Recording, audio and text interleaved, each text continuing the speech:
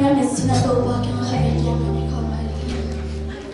Yo takin sa kimite ring hizo ipok bang magtoba na kung imo sa ginong tokik sa kahiman na bahang sa mundang kauniya nisyo na imo dati hamra at hoki na ning dahiloya toba happy na hahikira ay tagita ka sinang takinutunan niya kung magpahinga na din na toba happy na ang kinaitin pagbahi sa loya ay chuin pagbahi ng loya toba mo pinahong happy natin Itigwahin din Lord at saka naman pinag-ibig kami kikaw lain.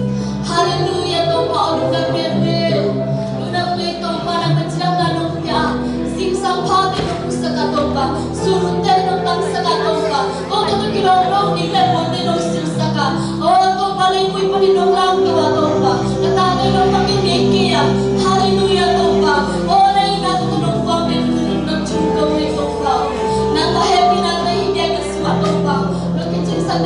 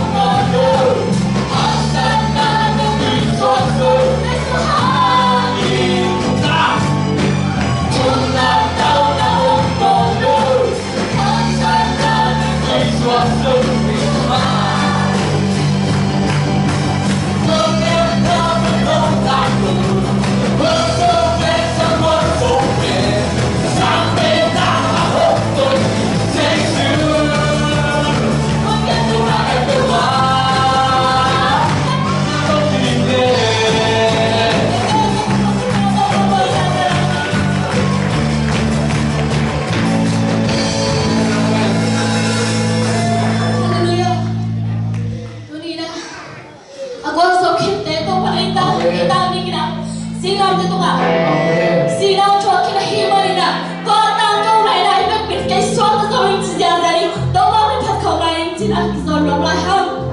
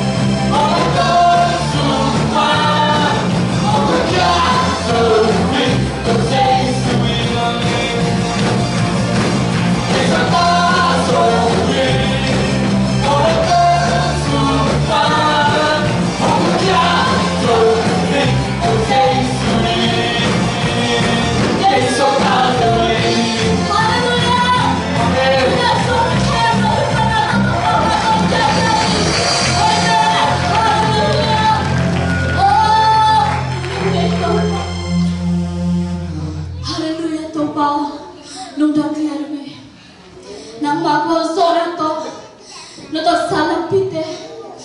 To pao nang manongkong saka tuwin ako debang kita ng makyabong kung suwano hitong pa.